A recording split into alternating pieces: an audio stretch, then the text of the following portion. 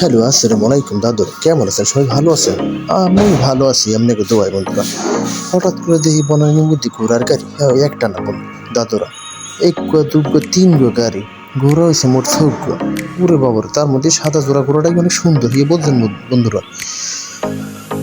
খুব টাগরা জোয়ান ঘোড়াগুলো, বুঝছেন? কিন্তু সবাই দেখে তো বন্ধুরা হতবাক, এত সুন্দর সুন্দর ঘোড়া আসছে কিসের জন্য, কোথায় আসছে কেউ তো জানে না বন্ধুরা। সো আমরা জিজ্ঞেস করছিলাম তাদেরকে যে ঘোড়াগুলো আসছে কোথায়, তখন তারা বলছে হোটেল আসছে বিয়ার বরযাত্রী হিসেবে, এখানে জামাই বউ বিয়ে বহাইবে হিয়ে বলছেন বন্ধুরা। সো অনেকেই তো খুব খুশি ঘোড়ার গাড়ি দেখে। আর মন করে সচরাচর কিন্তু এসব ঘোড়া গাড়ি বন্ধুরা ঢাকা শহরে দেখা যায় না, এই মোরা মাঝে মধ্যে পাইব, কিন্তু হঠাৎ করে দেখা যায় গুলিস্থানে গেলে, সদরঘাট গেলে, এর আগে কিন্তু কিছুই দেখা যায় না। কিন্তু বুঝেন বন্ধুরা, এই গুলিস্তানের ওদিক দিয়ে বন্ধুরা টকবক করতে করতে করতে করতে চললেইছে, কিন্তু এককালে বনানির মধ্যে বাইরের আবার দেখতে সেলফি তুলতে পুরো পাগল হয়ে গেছে, সেলফি তোলার উপরে ব্যস্ত আছে। কিন্তু যত যাই কোন বন্ধুরা, ঘোড়া সবই দেখলাম, কিন্তু এই দুটি খুব সুন্দর, ভাই চালায় খুব ভালো।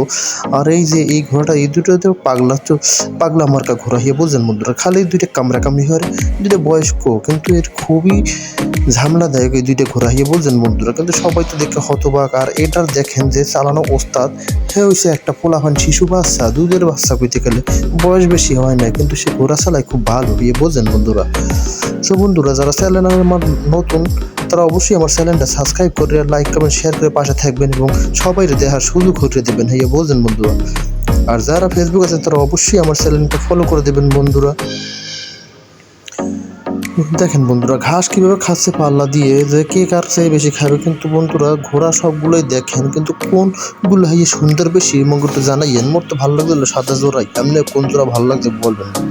আহারে মোর আল্লাহ, এটা আবার কি বের করছে? এটা কোন দেশি কামানো রে বাবার, এদিকে ভয় পাইছি। মেয়ে লোক দূরে থাকেন।